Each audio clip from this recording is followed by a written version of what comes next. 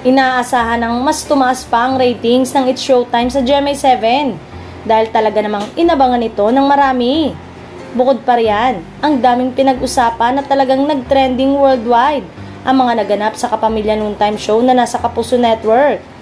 Ibig sabihin, mahigit kalahati ang lamang ng It's Showtime sa Itbulaga. Lalo pang dumami ang commercial load ng noontime show ni na Vice Ganda and Curtis, Kim Chu, Vong Navarro at iba pa. Hindi ito kagulat-gulat dahil sa inaabangan itong sanib puwersa ng GMA7 at Kapamilya Channel. Parang expected itong consolidated rating na ito lalo pat nagsanib puwersa talaga ang reach ng iba't ibang media platform.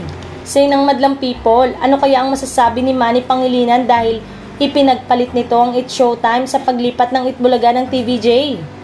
Maaalalang huling napanood noong June 30, 2023 ang It's Showtime sa TV5 o Kapatid Network.